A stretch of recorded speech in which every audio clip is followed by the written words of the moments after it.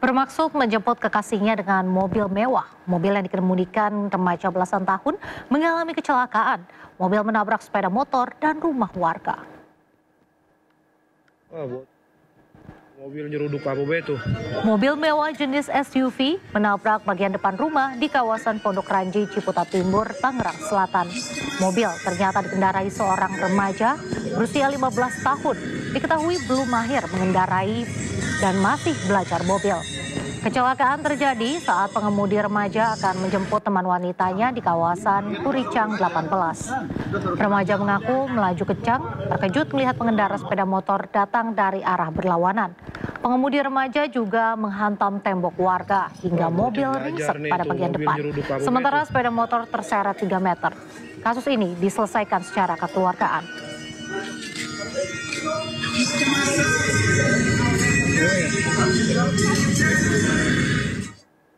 Pemirsa, rekonstruksi pembunuhan Brigadir Esko yang diduga dilakukan oleh Brigadir Rizka istrinya sendiri nyaris ricuh. Keluarga kesal lantaran tersangka Brigadir Rizka menolak memeragakan adegan pembunuhan dengan dalih sedang tidur saat suaminya ditemukan tewas.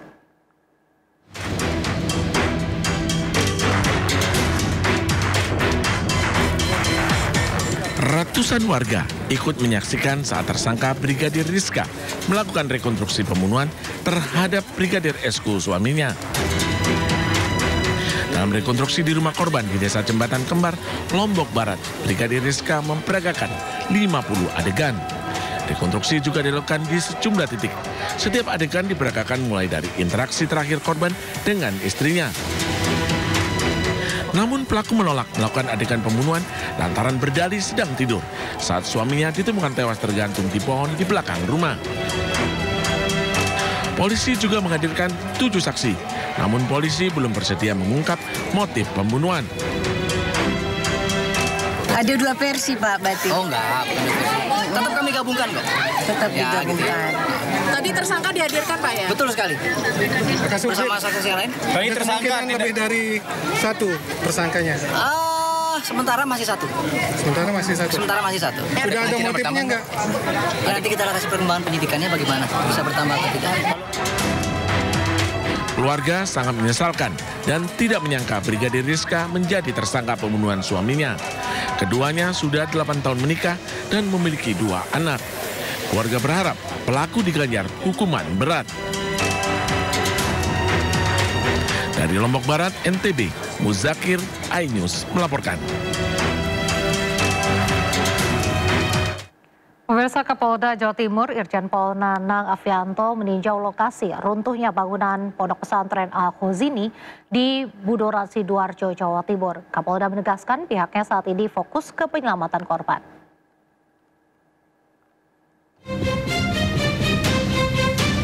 Didampingi Kapolresta Sidoarjo Kombes Pol Christian Tobing, Kapolda Jatim Irjen Pol Nanang Afianto meninjau langsung lokasi runtuhnya bangunan Ponpes Al-Khozini di Budoran Sidoarjo, Jawa Timur. Selain melihat kondisi runtuhan dan proses evakuasi korban, orang nomor 1 di lingkungan Polda Jatim ini juga menyempatkan diri melihat kondisi bangunan Ponpes yang ada di sekitar lokasi bangunan Ponpes yang runtuh Senin sore. Pastikan dulu untuk penyelamatan korban dulu ya. Itu kita fokus itu dulu. Ada berapa? Ada beberapa korban yang masih perlu dievakuasi. Dalam Kita keadaan juga lihat kan kondisinya. Ini kita juga memakai ahli dulu, ahli konstruksi. Jangan sampai nanti membahayakan petugas yang mau akan melakukan evakuasi. Kapolda Jatim menegaskan jika pihaknya saat ini fokus ke upaya penyelamatan korban yang hingga kini masih tertimbun reruntuhan bangunan. Dari Sidoarjo, Jawa Timur, Pramono Putra, iNews melaporkan. Upaya evakuasi korban runtuhnya bangunan Pondok Pesantren Al-Khozini masih terus berlangsung. Petugas menduga banyak korban runtuhan bangunan Ponpes yang masih hidup. Secara bergantian, tim Basarnas Surabaya bersama tim BPBD Jawa Timur dan tim SAR terus melakukan pencarian dan evakuasi korban. Tim evakuasi berusaha menembus reruntuhan bangunan untuk bisa mengevakuasi korban dari balik reruntuhan bangunan. Untuk memudahkan proses evakuasi, sejumlah santri dan tim evakuasi melakukan sterilisasi. Tim evakuasi optimis masih banyak korban yang masih hidup yang masih terjebak di bawah reruntuhan.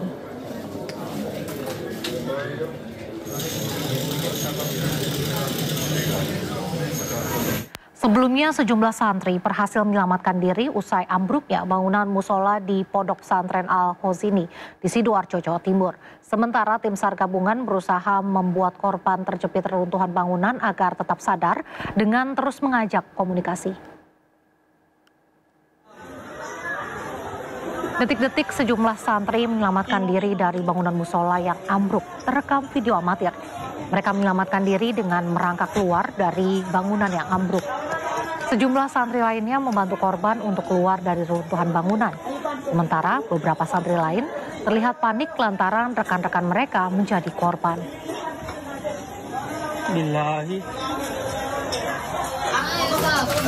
Sejak bangunan musola Ponpes Al-Khozini ambruk, Samsul Hadi hanya bisa diam dan melamun. Ia menunggu kabar nasib anaknya yang ikut tertimbun reruntuhan bangunan Ponpes Al-Khozini. Bapak dua anak ini hanya bisa memandangi foto anaknya yang tercatat sebagai santri kelas 1 SMP Ponpes Al-Khozini. Pria Parubaya ini menyesal dirinya meninggalkan sang anak saat anak sholat asar berjamaah dengan santri lainnya di dalam musola yang runtuh. Iya, harapan anak saya itu semoga aja masih hidup, Pak. Soalnya itu anak saya satu-satunya itu, Pak. Cuma dua ini juga anak saya, Pak. Umur berapa, Pak, anaknya, Pak? Umur 13 tahun, Pak. Kelas 1 SMP. Yang sakit-sakitan itu saya, Pak. Masa anak saya yang mau meninggal, Pak. Harapannya tetap hidup, Pak, ya? Iya, harapan saya itu mau tetap hidup, Pak. Harapan saya itu. Semoga anak saya itu ada dilindungi sama malaikatnya, Pak. Amin. Ya Allah. Bapak nunggu sampai sekarang, Pak, ya? Iya, mulai kemarin saya, Pak. Mulai kemarin sampai sekarang. Kalau belum ketemu anak saya, Pak, saya akan... Wakil Gubernur Jawa Timur Emil Dardak mendatangi lokasi robohnya gedung pondok pesantren. Emil menyebut sambil berjalan proses evakuasi, petugas juga berusaha memberikan makanan dan minuman untuk para korban yang masih terjebak di bawah reruntuhan. Emil menambahkan hingga siang tadi terindikasi masih ada 6 orang yang terjebak di bawah reruntuhan gedung. Lagi di zona A2. Zona A2. Anak yang ada di situ bisa diakses dengan roti, air, dan juga udara dikonfirmasi bisa menjangkau di situ, masih bisa bernapas dengan leluasa, dengan baik, dengan mencukupi. Dan ada indikasi beberapa lagi masih kasar, ini tidak bisa digunakan, 6 misalnya. Nah, ini terus dilakukan upaya untuk mengakses. Termasuk ada alat yang digunakan untuk mendongkrak kecil di dalam untuk menciptakan ruang. Tapi juga bukan effort yang mudah karena kita bicara beton yang berat ya.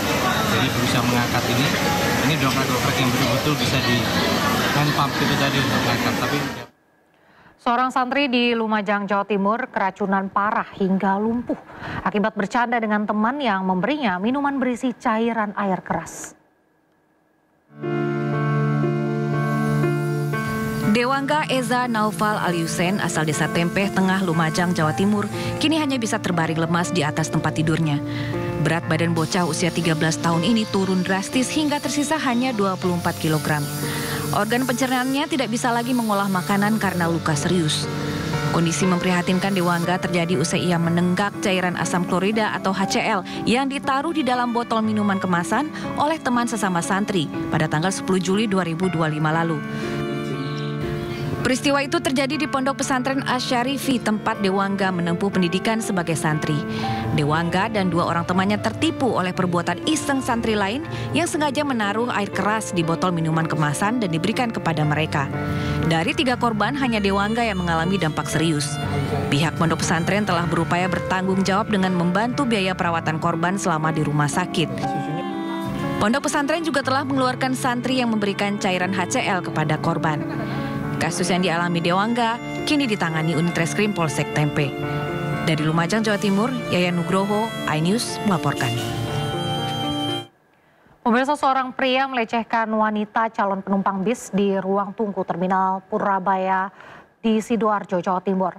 Aksi pelaku dipergoki petugas keamanan yang langsung menangkapnya.